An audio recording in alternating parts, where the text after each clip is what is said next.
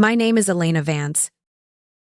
I'm 31 years old, and for most of my life, I've been the quiet one, the reliable one, the one who shows up, does her work, and never makes a fuss.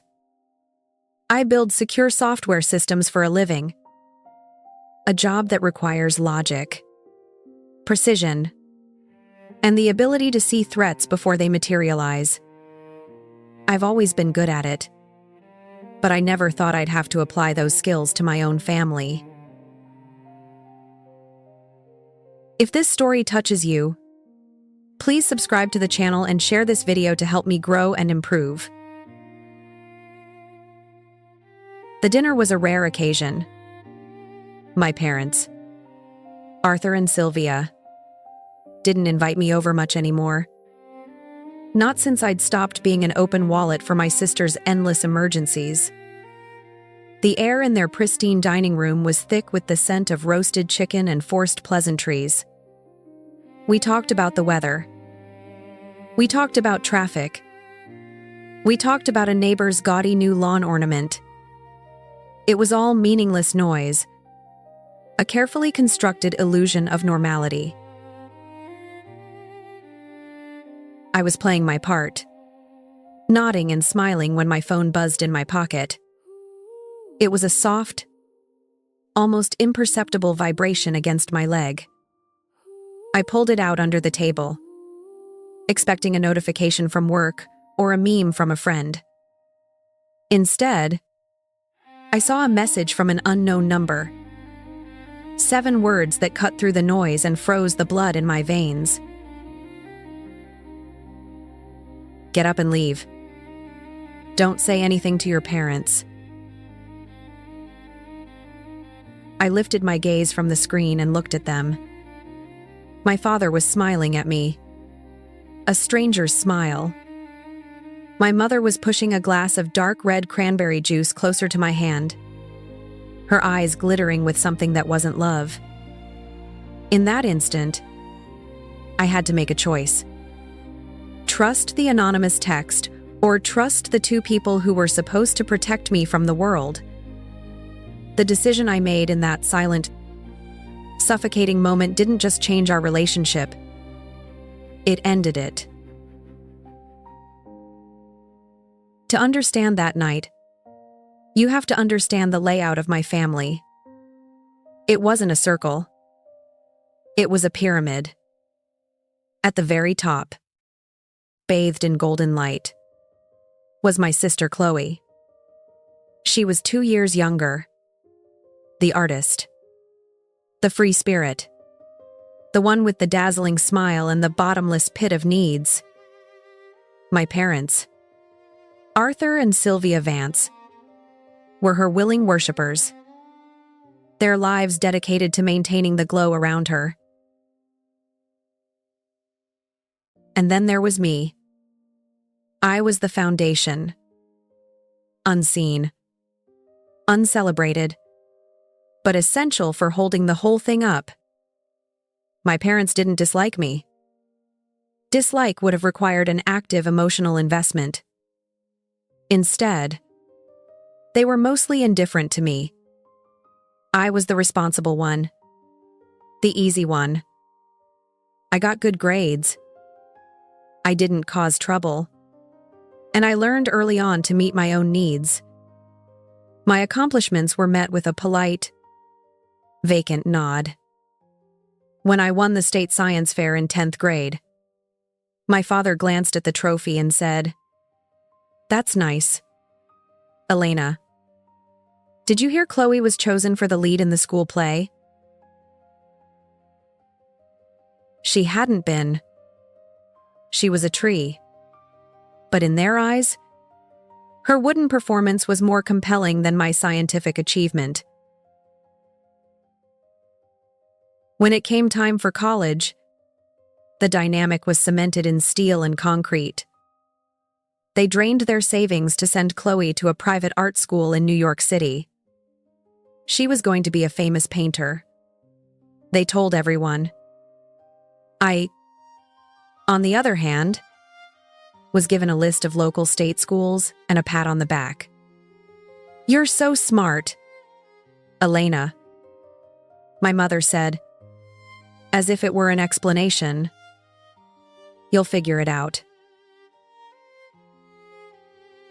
And I did. I worked 2 jobs while studying computer science. I waited tables until midnight, my clothes smelling of grease. Then went home to write code until my eyes burned. I applied for every scholarship I could find. I graduated with honors and without a single dollar of help from them. They came to my graduation. Of course, they took a picture for their Christmas card, a photo where they stood between me and Chloe. A perfect, smiling family. The next day, my dad called to ask if I could lend them money to cover Chloe's rent. She'd spent her monthly allowance on a weekend trip to the Hamptons. Over the years, I became less of a daughter and more of a utility. A personal ATM. A 24/7 crisis hotline. The calls always started the same way, with my mother's sweet, wheedling tone. "Hi, honey. How's my brilliant daughter?" A few minutes of surface-level questions about my job. A job they didn't understand. And then the pivot. "The thing is, sweetie, Chloe's had a bit of bad luck." Bad luck was a leaky faucet that cost $1,000 to fix. Bad luck was a fender bender where she was at fault and couldn't afford the deductible. Bad luck was a series of failed business ventures. An Etsy shop selling lumpy pottery. A life coaching service for which she had no qualifications that required seed money I would never see again. I paid. I paid because it was easier than the alternative. The guilt trips. The accusations of being selfish. The cold, resentful silence that would follow my refusal. I paid to maintain a fragile peace that wasn't really peace at all. It was just a quiet, ongoing surrender. So, when my mother called to invite me to dinner, I was immediately suspicious. The invitations had become scarce after I'd finally put my foot down 6 months earlier. Chloe had called me sobbing, claiming she needed $5,000 to pay off a personal loan from a friend. The desperation in her voice was different this time. It was sharp and ugly. I knew with a certainty that settled deep in my gut that it was a gambling debt. I said no. I told her I was done. The fallout was predictable. Chloe screamed that I was heartless. My parents called to tell me how disappointed they were. "She's your sister," my father had said, his voice heavy with judgment. "Family is supposed to help each other." "I have been helping," I had replied, my voice trembling with years of pent-up anger. "I've been the only one." After that, the silence I had always dreaded became my reality. It was a relief. Weeks turned into months. I focused on my work, saw my friends, and for the first time, felt the weight of my family lift. I started breathing again. Then, the invitation. "We just miss you, honey," my mother had chirped over the phone. "Let's not let a little disagreement come between us. Come for dinner on Saturday. I'll make your favorite chicken and I'll have cranberry juice just for you." The cranberry juice. It was such a small thing. A detail from my childhood. I didn't even like it that much anymore. But it was the one thing she always remembered. Her single recurring gesture of maternal affection. It was a peace offering. A part of me, The part that still desperately wanted a normal family. Wanted to believe it was genuine. So I said yes. Now, sitting at their dining room table, that same glass of cranberry juice sat untouched beside my plate. The dark red liquid seemed to absorb the light in the room. My mother kept looking at it, then at me. "Aren't you going to have any... Elena?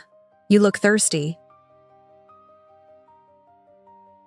"In a minute," I said, forcing a smile. Everything felt slightly off. Their politeness was too polished. My father's questions about my job were too detailed, as if he'd rehearsed them.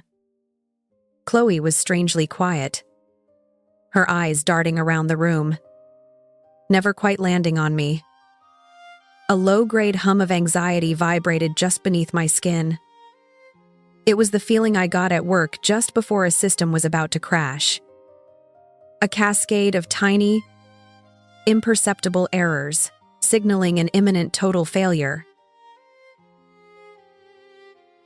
That's when my phone buzzed. That's when I read the 7 words that confirmed everything my gut was screaming at me. This wasn't a dinner. It was an ambush. The words on the screen seemed to burn into my retina. "Get up and leave. Don't say anything to your parents." My breath caught in my throat. My heart gave a hard, painful thud against my ribs. I felt a wave of dizziness, and the sound of my father's voice droning on about his golf swing became a distant, muffled buzz. I looked up. 3 faces were turned toward me. 3 pairs of eyes. My mother's were expectant. My father's were blank. Chloe's were wide with something that looked like fear. They were all waiting for me to pick up the glass. I had to get out of that chair. I had to think. "Everything okay, honey?" my mother asked. The sweetness in her voice was like poison. I cleared my throat, forcing my voice to sound normal. "Yeah. Fine. I think I ate something earlier that didn't agree with me. I'm just going to use the restroom." I placed my napkin on the table and stood. My legs felt like they were made of sand. Every movement was deliberate, a conscious effort to not betray the panic that was clawing its way up my throat. I walked out of the dining room, my back prickling with the feeling of their eyes on me. I didn't look back. The hallway was lined with photos. Chloe at her dance recital. Chloe on vacation. Chloe at her art school graduation. There was one small faded photo of me.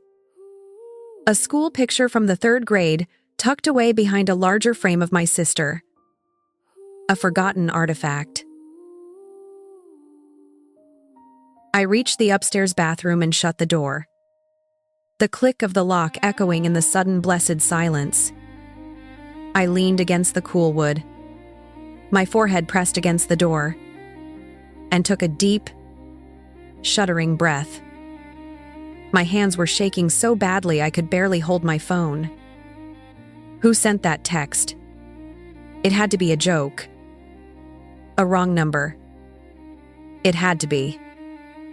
But what if it wasn't? My finger hovered over the unknown number. My mind was screaming at me not to get involved, to just walk out the front door and never look back. But I had to know. I had to hear the voice on the other end. I pressed the call button. It rang once. Twice. "Hello?" A frantic voice whispered. I didn't recognize it at first. "Who is this?" I whispered back, my voice tight. Elena. It's Leo, Chloe's boyfriend. Leo. Of all people, Leo Thorne was the chaotic, perpetually broke musician who had been orbiting Chloe's life for the past year. I'd met him twice. He seemed unstable, unreliable, and I didn't trust him at all. He was the last person I would ever expect a warning from. Leo. What is going on? Is this some kind of sick prank? If Chloe put you up to this… No. It's not a prank. He cut me off, his voice a strained hiss. Listen to me. You are not safe there. I need you to get out of that house right now. What are you talking about? Safe? It's my parents' house. I don't have time to explain everything, he said, his words tumbling over each other. Just please listen to me. Don't eat anything else. And for God's sake, don't drink anything. Especially not the juice. Did you drink the juice? The question hung in the air, cold and heavy. No, I said slowly. No, I haven't. A shaky sigh of relief came through the phone. Good. That's good. I overheard them talking. Chloe and your mom. I wasn't supposed to hear. It's about Chloe's debt. It's bad. Elena. Way worse than you know. They're desperate. My blood ran cold. What did you hear? Leo, you have to tell me. I can't, he whispered. Chloe would kill me. She said they had a plan to solve the problem tonight. A plan that involved you and something they were going to put in your drink to make you more agreeable. That's what your mom called it? More agreeable. The words hit me like a physical blow. I slid down the door until I was sitting on the cold tile floor. The phone pressed hard against my ear. It couldn't be true. My own mother? My mind rebelled against the thought. It was too monstrous. Why are you telling me this? I asked, my voice barely a whisper. You don't even like me. He was quiet for a moment. Because Chloe might be a mess, but I still love her. And what they're planning to do. It's not just wrong. It's criminal. I can't let them drag her down into that. And I can't let them do that to you. I know they treat you like dirt. But nobody deserves that. There was a noise in the background on his end. A door opening. I have to go, he said quickly. She's coming. Just get out. Elena. Make an excuse. Say you're sick. Say anything. But get out of there and don't look back. The line went dead. I sat there on the bathroom floor, the silence pressing in on me. Leo's words echoed in my head. More agreeable. The cranberry juice. My mother's sweet, insistent voice. Drink up. Honey. It was all a lie. The whole evening. Maybe my whole life. The love I had been chasing, the approval I had been killing myself to earn. It had never existed. I was just a resource, a problem to be solved, a means to an end. The bathroom, which had felt like a sanctuary moments before, now felt like the last safe room in a house that wanted to consume me. I had to go back downstairs, but I wasn't going to run. Not yet. For a few surreal moments, denial was my only shield. My mind scrambled for a different explanation. Any explanation that wasn't this ugly. Leo is a liar. The thought was immediate and comforting. He and Chloe were probably fighting. This was his way of getting revenge, of creating chaos, of driving a wedge between her and her family. He was unstable. I'd seen it in his eyes the few times we'd met. This was exactly the kind of destructive game he would play. I clung to that thought like a life raft. It was plausible. It was logical. It was so much easier to believe than the alternative. The alternative was a truth so dark it threatened to swallow me whole that the people who gave me life were plotting to drug me and steal from me. I stood up and looked at my reflection in the mirror. My face was pale, my eyes wide with a fear I was trying desperately to suppress. Just calm down. Elena, I told myself. Think. My job had trained me to analyze threats, to look for patterns, to connect disparate pieces of data until a clear picture emerged. So, I forced myself to do it now. I pushed aside the hope that Leo was lying and started connecting the dots. The first dot was the money. It was always about the money. I thought back over the past decade, and it wasn't a series of isolated requests. It was a pattern.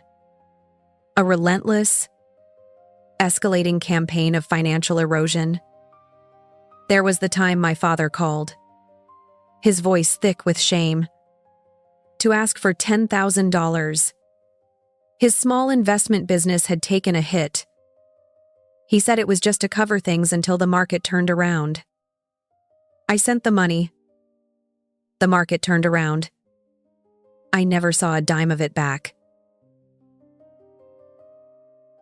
There was the time my mother called weeping because they were in danger of losing their house.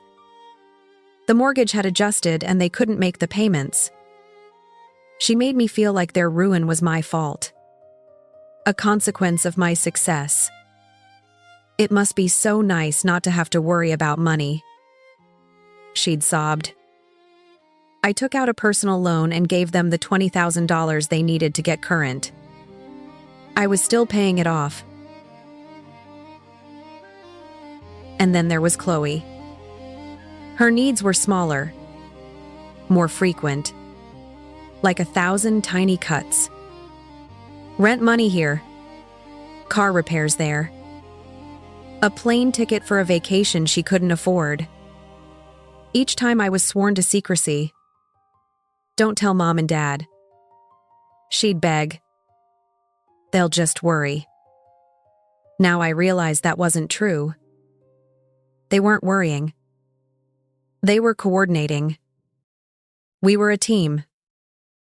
Except only I didn't know we were playing. They were the strategists. And Chloe and I were the pieces on the board. She, the damsel in distress. And I, the rescuer. The second dot was Chloe's gambling. I replayed the frantic late-night call from 6 months ago. She had confessed to owing money, but she'd been vague about the source. She called it a personal loan, but her terror felt different from her usual manufactured drama. I'd seen a pop-up from a sports betting app on her phone once when she'd handed it to me to show me a picture. When I'd asked about it, She had snatched the phone back, her laugh a little too sharp. "Oh, that's just a silly game," she'd said. "I bet like $5 for fun." Leo's words confirmed my deepest fears. "It's bad, Elena. Way worse than you know." They weren't just in debt. They were in a hole so deep they could no longer see the light. And then the final sickening dot, the cranberry juice. Something to make you more agreeable. My mother's one consistent loving gesture. All these years, I had thought it was her way of saying, "I see you. I remember you." But it wasn't a symbol of love. It was a tool, a weakness they could exploit. Tonight, they had filled that glass with my favorite drink and allegedly something else. Something to lower my defenses, to cloud my judgment, to make me pliable. The doubt evaporated, replaced by a cold, heavy dread that settled in the pit of my stomach. This wasn't a family dinner. It was a business meeting, and I was the agenda item. They had looked at their mountain of debt. They had looked at their responsible daughter with her stable career and her healthy savings account. And they had devised a solution. They weren't going to ask me for help. They were going to take it. The fear was still there. A frantic bird beating its wings inside my chest. But something else was rising to meet it. A quiet, glacial rage. They had underestimated me. They had always underestimated me. They saw me as the quiet, passive, agreeable one. The one who would do anything to keep the peace. They had no idea who I really was. They didn't know that the same mind that built firewalls and encrypted data could also build a trap of its own. I couldn't just leave. If I ran out the door, they would spin the story. They would tell everyone I'd had a breakdown, that I was unstable. They would play the victims, the worried parents of a troubled daughter. No, I couldn't let them get away with that. I needed proof.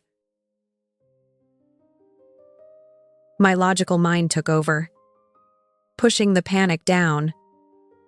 Assess the situation. Identify your assets. Formulate a plan. My phone was my asset. It was my weapon. I swiped open my banking app. It was protected by my fingerprint and a password.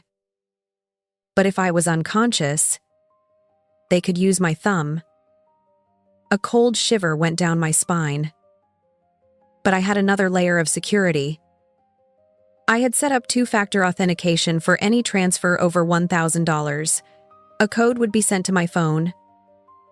It was a good start. But it wasn't enough. I needed more. I scrolled through my apps and found the simple pre-installed voice recorder. I thought about the layout of the living room, the couch they would undoubtedly guide me to. If I left my phone there, maybe on the end table, a new plan began to form. A terrifying, risky plan. I wasn't going to run. I was going to walk right back into the lion's den and play the lamb. I took one last look in the mirror. The pale, frightened girl was gone. In her place was a woman with cold, clear eyes.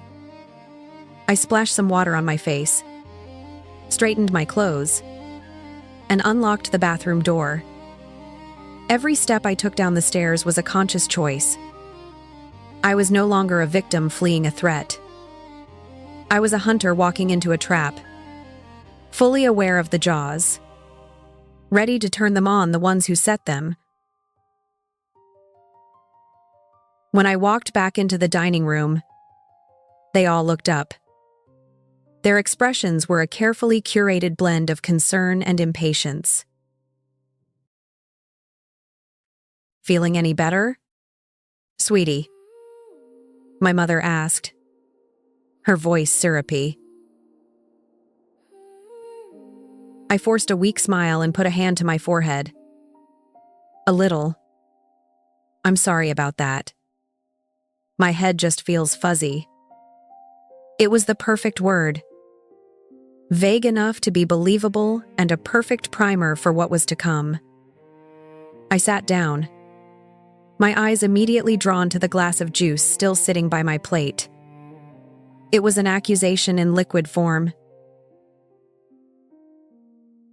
"Here, have a drink," my father said, his voice a little too loud, a little too jovial.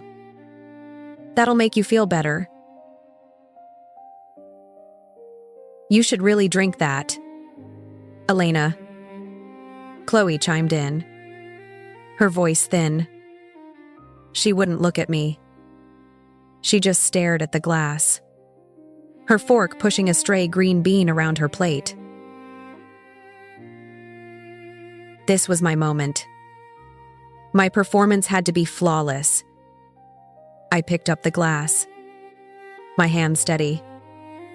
I brought it to my lips, feeling the chill of the condensation.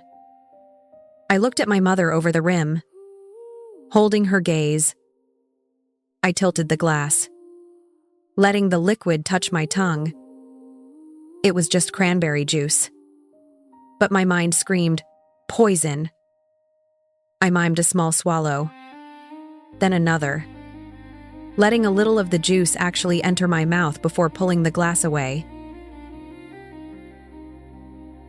"That's good," I murmured, placing the glass back on the table with a soft click. Now to get rid of the rest. I couldn't risk them trying to refill it. I needed a distraction. I turned to my father. "So you were telling me about your golf game?" I asked, feigning interest. He launched back into his story, his ego stoked. It was a long, rambling narrative about a shot he'd made on the 7th hole. My mother listened with fake adoration. Chloe stared into space. As my father reached the climax of his tale, gesturing wildly with his hands to describe the arc of the ball, I saw my chance. I mirrored his movement, a sympathetic gesture of my own, and let my hand connect with my glass. It tipped over, spilling the dark red liquid across the white tablecloth and dripping onto the plush beige carpet. "Oh!" I gasped. "Oh my gosh. I am so sorry. I'm so clumsy." For a split second, I saw it. A flash of pure, unadulterated fury in my mother's eyes. Her mask of maternal concern slipped, and I saw the predator beneath. It was there for only an instant before it was gone, replaced by a frantic, fluttering display of reassurance. "It's nothing, dear. It's just a spill.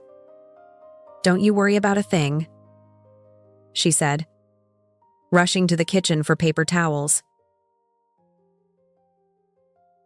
My father stopped his story, staring at the stain. "Damn it. Elena," he muttered under his breath, just loud enough for me to hear. Chloe shot me a look of sheer panic. They weren't worried about the carpet. They were worried their plan was ruined. This was all the proof I needed. My mother came back and began dabbing uselessly at the stain. I knew I had to escalate my own performance, My head was already fuzzy. The small sip I'd taken was my justification. I pressed my palms to my temples. Wow. I slurred, letting my eyelids flutter. I feel really weird. Really dizzy. This was their cue. They jumped into action. Their movements practiced. Their lines rehearsed. "Oh, you poor thing," my mother cooed, abandoning the stain. "You must be coming down with something awful." "Here, let's get you to the couch," my father said, standing and moving to my side. He put an arm around me, his grip surprisingly strong. I let my body go limp, forcing him to take most of my weight. I leaned against him. The smell of his cologne, a scent that used to mean safety, now turning my stomach. They guided me into the living room. A slow funeral procession. They gently lowered me onto the long leather couch. "Just rest your eyes for a little while," Chloe said from the doorway, her voice trembling. My mother draped a soft woolen blanket over me, tucking it in around my shoulders. The gesture was so tender, so maternal. It was obscene. As she fussed over me, I let my hand slip from beneath the blanket and placed my phone on the end table just beside the couch lamp with a move I hoped was hidden by the blanket. I tapped the screen, turning on the voice recorder. I set the phone face down. "Just rest, sweetie," my mother whispered, her face close to mine. "We're right here if you need anything." I let out a soft, groggy sigh and closed my eyes. My heart was hammering against my ribs like a trapped animal. The play was over. The recording was on.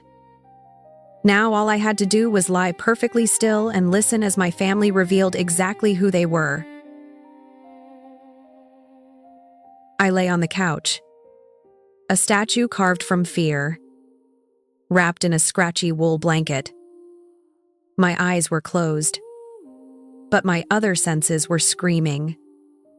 I could feel the stiff texture of the leather couch against my back, smell the faint, dusty scent of the old blanket, and hear every tiny sound in the house with excruciating clarity.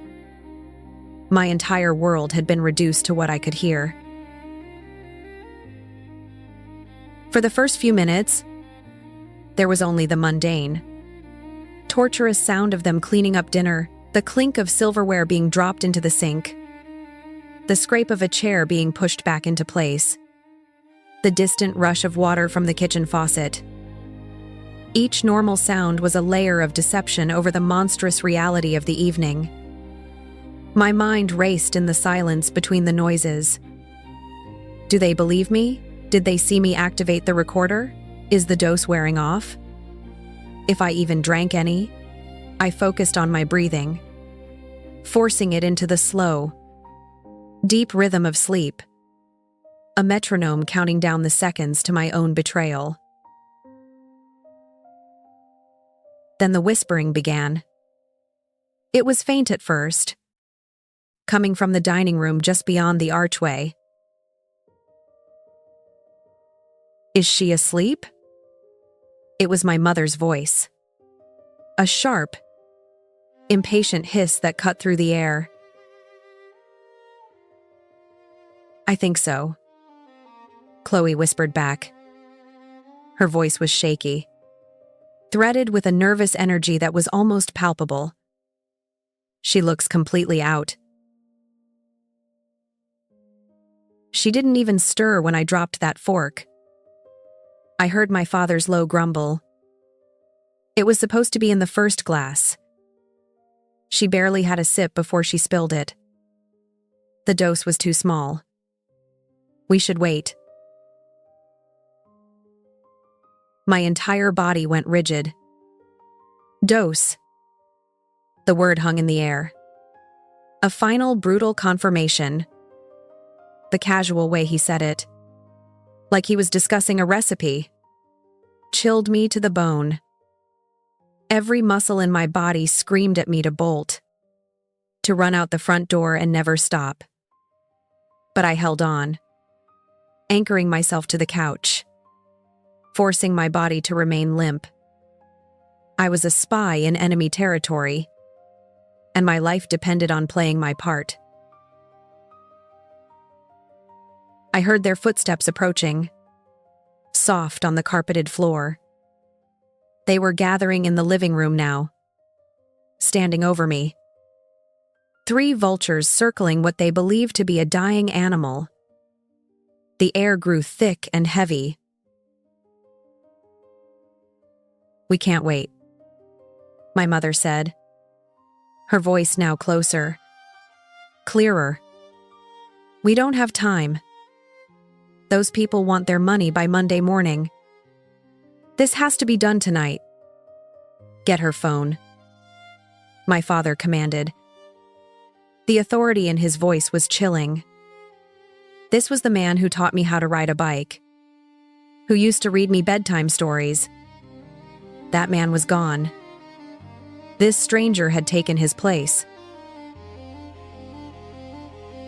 "I don't like this," Chloe whimpered. "Mom!" Her eyes are moving. Panic, pure and electric, shot through me. My eyelids had fluttered. It was an involuntary reaction, a twitch of terror I couldn't control. I forced my breathing to deepen, to feign a deeper level of unconsciousness. "It's just REM sleep, you idiot," my mother snapped, her voice dripping with contempt for my sister's weakness. "It means she's deeply asleep. Now stop whining and get the phone." I felt the subtle shift in the air as someone reached over me, then the whisper of my phone being lifted from the wooden end table. A moment later, a new sensation. My right hand, the one dangling off the side of the couch, was being touched. My mother's fingers, cold and clinical, wrapped around my own. She lifted my hand. It was a dead weight. She guided my thumb, pressing it firmly against the home button of my phone. The soft click of the phone unlocking was the loudest sound I had ever heard. They were in. They were inside my life.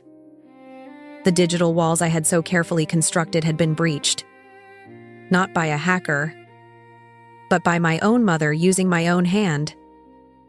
The violation was so profound, so complete, that for a second I felt a sense of detachment, as if I were floating above the room watching a scene from a disturbing movie. I heard the soft tapping of fingers on the glass screen. "Okay. I see the banking app," my father whispered, his voice tense with anticipation. They were huddled together, their heads bent over the glowing screen. "I'm in." "Okay. Main checking account. The routing number is right here." "How much is in it?" my mother asked, her voice greedy. A low whistle from my father. "A lot. More than enough." "Okay. Chloe, what's the account number they gave you?" Chloe's voice was barely audible as she rattled off a long string of numbers. I memorized them instantly. Data points. Evidence. How much are we taking? Arthur asked. All of it, Chloe said, a surprising hint of steel in her voice. Don't be stupid, Sylvia countered. We take it all. She'll notice immediately. We take enough to cover the debt, plus a cushion for us. 20,000. When she wakes up, we'll say she was drunk and agreed to give you a loan. She'll be too embarrassed to remember the details. They were creating my reality for me, weaving a story where I was a willing participant in my own fleecing. They were not just stealing my money, they were stealing my memory, my truth. The rage that had been simmering inside me began to boil. It was a physical force, a white-hot energy that took every ounce of my willpower to contain. I thought of all the sacrifices, the double shifts, the holidays I'd worked, the simple pleasures I'd denied myself to build that savings. It was my security, my freedom, and to them, it was just a solution. An inconveniently locked box they were now jimmying open with my own thumb. The little girl inside me, who had spent her life desperate for their approval, finally died on that couch. In her place, something cold and hard and unbreakable was being forged in the fire of their betrayal. I lay there, listening to the sounds of my own financial ruin. I could hear my father's fingers tapping on the screen, inputting the numbers that would drain my account. The product of a decade of relentless work. My body was a prison, and all I could do was listen and burn with a silent, helpless fury. Okay, my father grunted, his voice tight with a mix of greed and adrenaline. I've entered the amount nude. 20,000. I have the routing number and the account number. I'm hitting confirm transfer now. A silence fell over the room. It was a heavy, expectant pause. I could feel them holding their breath. I held my own. The silence stretched for another second, then was broken by my father's voice, sharp with frustration. What the hell? What is it?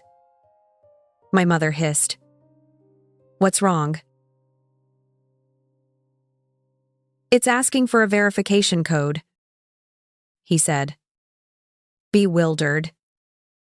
It says it sent a 6-digit code to her phone as a text message. We can't complete the transfer without it. A wave of grim, triumphant satisfaction washed over me. It was so potent it almost made me gasp. My 2-factor authentication. The extra layer of security I put on everything. The little obsessive-compulsive habit that my friends sometimes teased me about. It had worked. My boring, practical, cautious nature, the very thing my family always implicitly mocked, had just saved me. A code, Sylvia repeated, her voice rising in panic. What does that mean? Where is it? In her text messages? Sylvia. Were you not listening? Arthur snapped. We have to get into her messages. I felt my hand being lifted again. The cold press of my mother's fingers. The second violating click as they unlocked my phone. I heard frantic swiping sounds. They were searching, hunting for the code that would be their key. I see it. I see the message from the bank, my father exclaimed. But his triumph was short-lived. Wait.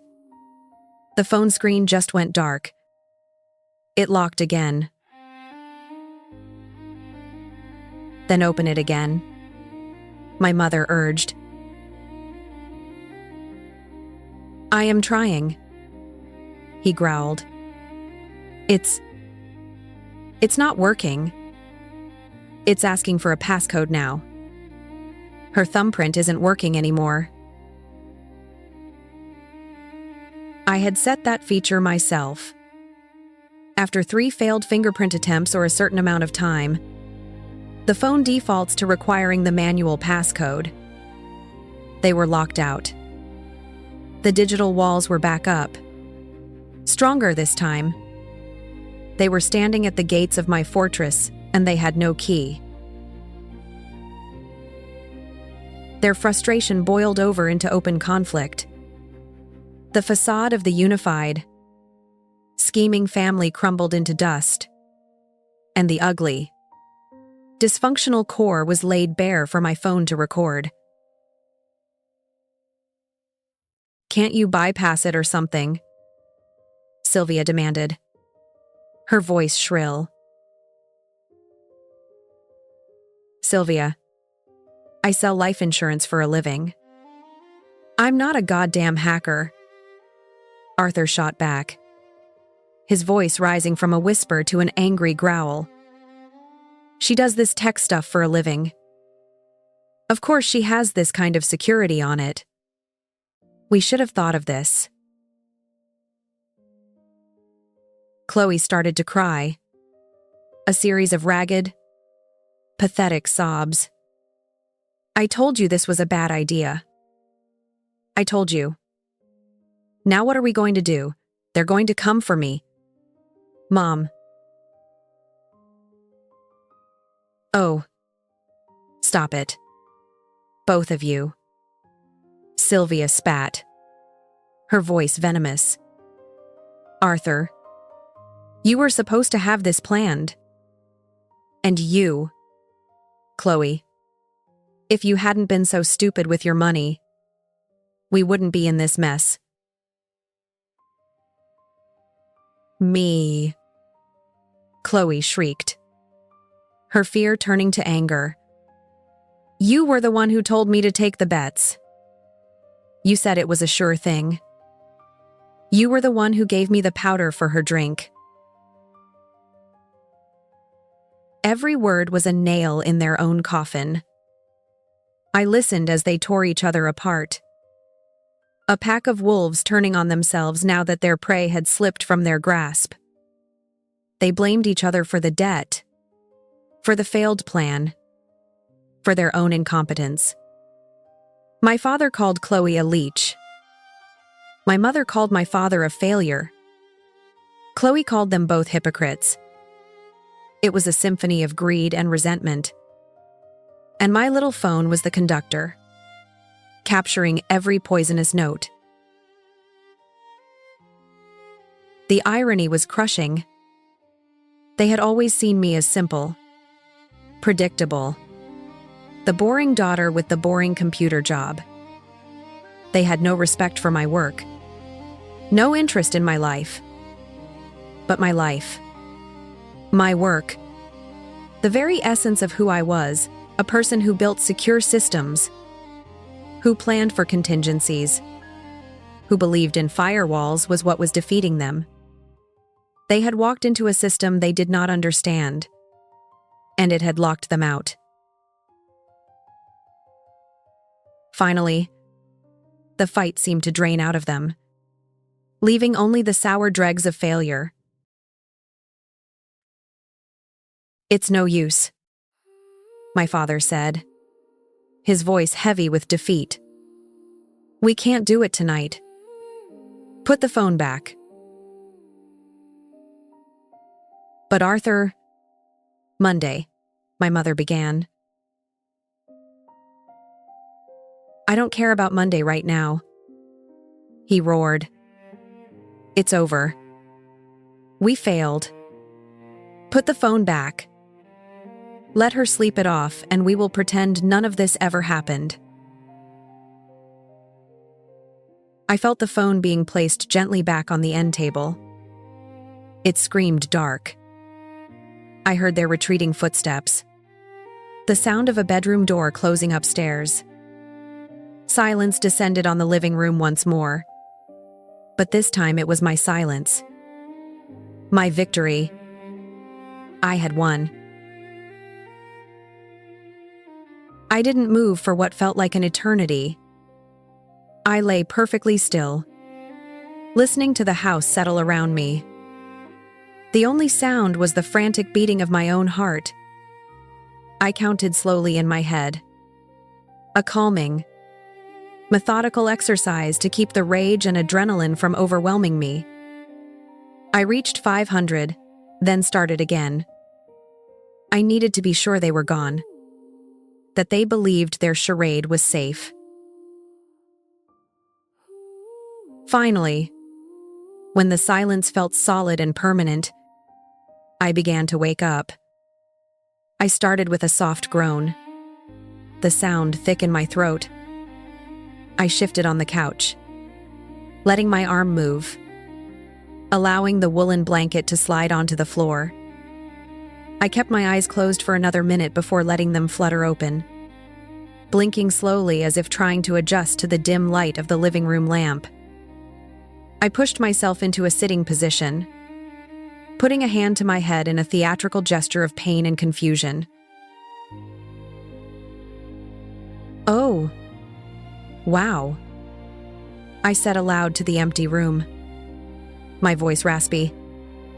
"What happened?" As if on cue, I heard a door creak open upstairs. A few moments later, my parents appeared at the top of the stairs, their faces arranged into masks of loving concern. They looked like actors taking their places for the final scene. "Elena, you're awake," my mother said, rushing down the stairs. "You gave us such a scare. You just fainted dead away. You must be completely exhausted from work," my father added, following her down. "You've been asleep for over an hour." I played my part, looking up at them with wide, confused eyes. "An hour? Seriously? I feel like I've been hit by a truck. Oh my God. The dinner. I'm so sorry. I must have completely ruined the evening." "Don't be silly," Sylvia said, reaching the bottom of the stairs and fussing over me, straightening my shirt. "We're just glad you're okay. You should probably get home and get into your own bed. You need some real rest." They helped me to my feet, their hands on my arms, guiding me toward the front door. The physical contact was repulsive. My father's hand on my back felt like a brand. My mother's touch felt like a spider crawling on my skin. I had to use every ounce of self-control not to flinch away from them. This was a sickening parody of a caring family, and we were all playing our roles to perfection. Chloe, I noticed, was nowhere to be seen. The coward. At the front door, my mother pulled me into a hug. Her arms wrapped around me, a cage of false affection. "Drive safe, sweetie," she whispered into my hair. I felt a wave of nausea. I patted her back with a limp hand, a mechanical gesture devoid of any meaning. I pulled away and turned to my father. He gave me a stiff, awkward pat on the shoulder. "Get some rest, kiddo," he said, avoiding my eyes. I walked out the front door into the cool night air and didn't look back. I got into my car and locked the doors. I didn't start the engine. I just sat there in the darkness of their driveway, my hands trembling on the steering wheel. I looked at the house. The windows were lit with a warm yellow light. It looked so normal, so peaceful. A perfect picture of suburban tranquility. Inside that box of light were 3 monsters who had tried to drug and rob me. My family. My hands stopped shaking. A cold calm settled over me. I pulled out my phone. The screen lit up. Blessedly normal. I found the audio file from the voice recorder. I stopped the recording and saved it. Then I immediately backed it up. I emailed a password-protected copy to my work address, a server I knew was secure. Then I uploaded another copy to my encrypted personal cloud storage. Redundancy rule number 1 of digital security. Never have just one copy of your most important data. My first instinct was to drive home, to barricade myself in my apartment, and finally let the tears come. But as I sat there, the logical, methodical part of my brain took over. This wasn't over. A crime had been attempted. They had failed tonight. But their desperation wasn't going to disappear. They would try again in some other way, at some other time. I couldn't spend the rest of my life looking over my shoulder, wondering when the next attack would come. I needed to end this. Not just for me, but for the principle of it. I had to burn the whole rotten structure to the ground so that nothing could ever grow there again. I started the car, but instead of turning right toward my apartment, I turned left toward downtown. The blue and red lights of the city police station glowed in the distance. I drove toward them, my grip on the steering wheel steady. I walked into the bright, sterile lobby. The smell of disinfectant sharp in the air. I approached the officer sitting behind a thick pane of glass. My voice, when it came out, was perfectly calm. Perfectly clear. It was the voice of a software developer reporting a critical, unrecoverable system failure. "I'd like to file a report," I said, my voice even.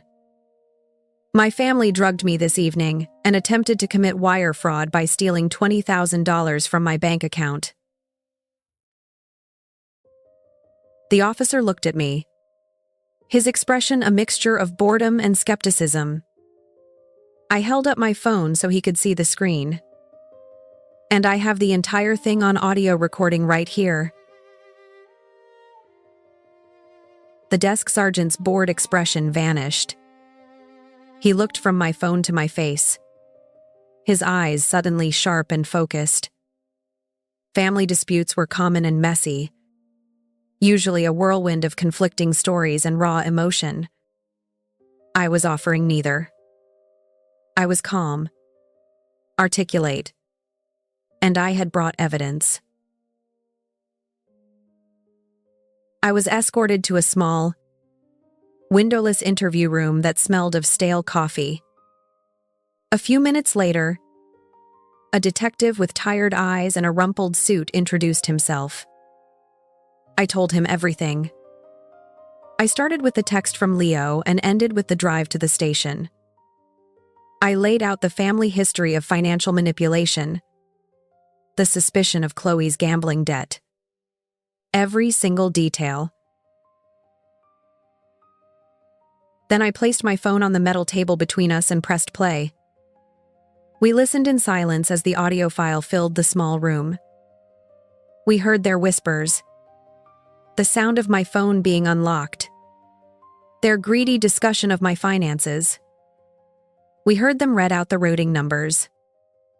We heard their frustration at my two-factor authentication. And then we heard the crown jewel of the evidence, the ugly, desperate argument where they implicated each other, admitting to the debt, the plan, and the drug. The detective didn't move, his gaze fixed on my phone, his expression growing grimmer with every recorded word. When it was over, he just nodded slowly. "Well," he said, a sigh escaping his lips. "That's about as clear-cut as it gets." The investigation was swift and brutally efficient. My recording was the key that unlocked everything. The police obtained warrants for my family's financial records and phone logs. The account number Chloe had read aloud was traced to an online lender notorious for its predatory loans to gamblers. Leo was brought in as a material witness. He was terrified. But faced with the recording, he told the police everything he knew in exchange for immunity. The pieces didn't just fit together. They snapped into place like magnets. I wasn't there for the arrests, but a neighbor of my parents called me later to describe it. 2 police cars had rolled up to their perfect suburban home in the quiet light of dawn. My mother, my father, and my sister were all let out in handcuffs, their faces pale with shock and humiliation as the curated facade of their lives was ripped away for the entire neighborhood to see. Faced with the irrefutable audio evidence, their lawyer advised them to plead guilty to all charges: attempted fraud, conspiracy, and administering a substance without consent. A trial would have been a public crucifixion. They managed to avoid jail time. As first-time offenders whose crime was ultimately unsuccessful, the judge showed a degree of leniency, but the sentence they received dismantled their lives with a quiet, systematic precision. They were each given 5 years of probation, ordered to pay substantial fines, and mandated to attend counseling. And then came the part that mattered most to me. The judge issued a permanent, legally binding no-contact order. They were forbidden from calling, writing, or coming within 500 feet of me ever again. A legal wall to replace the digital one they had tried to breach. The public fallout was devastating.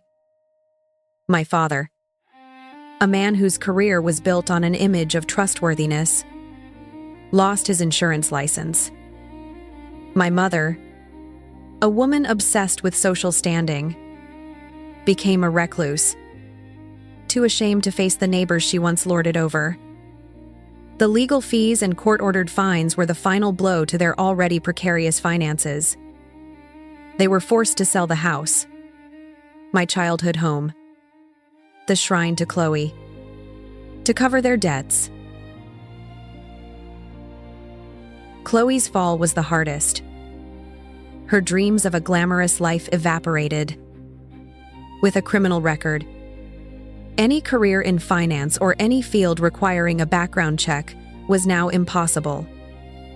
The last I heard from a mutual acquaintance, she was working as a cashier at a discount department store, sharing a cramped apartment with 2 roommates.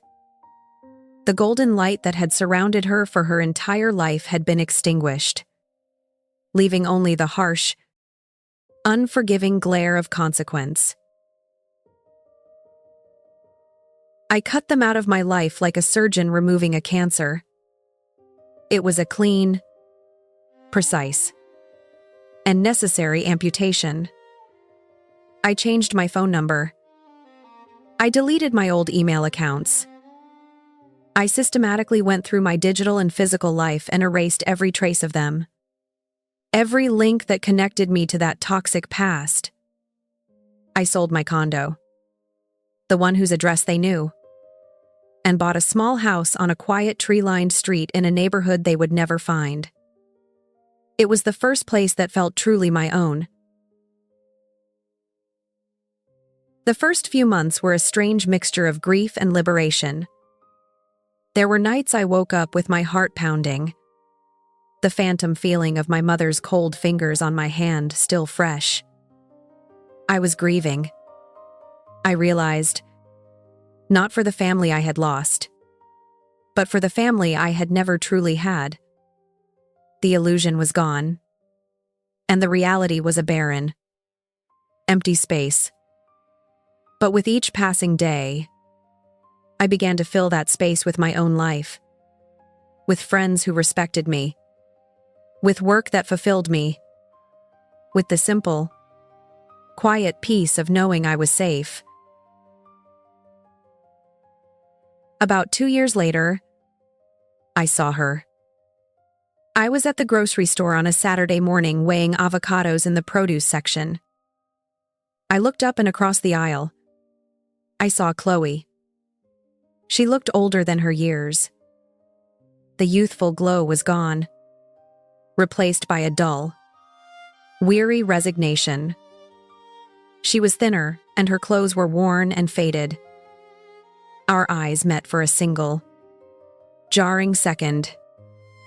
I saw a flicker of something in her expression, a complex storm of shame, regret, and maybe a desperate plea for a connection that no longer existed. I felt a pang in my chest, a deep, hollow ache. It wasn't pity. It wasn't anger. It was just a final, profound sadness for the sister I was supposed to have, the bond we were meant to share. I held her gaze for a moment. My face, a perfect, unreadable blank. Then I looked away, placed my avocados in my cart, and pushed it forward down the aisle. I did not look back.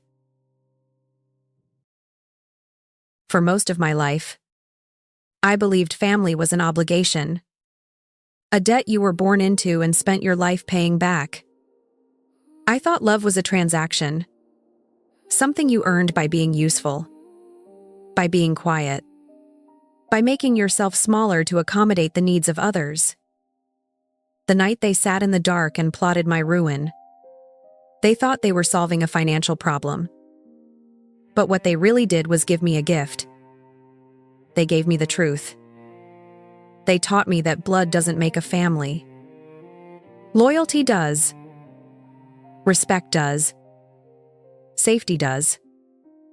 They showed me that the ties that bind are not forged in a shared history, but in a shared trust.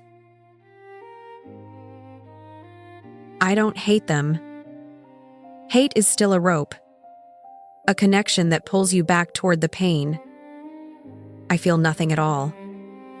They are simply ghosts, hazy figures from a past life that no longer belongs to me.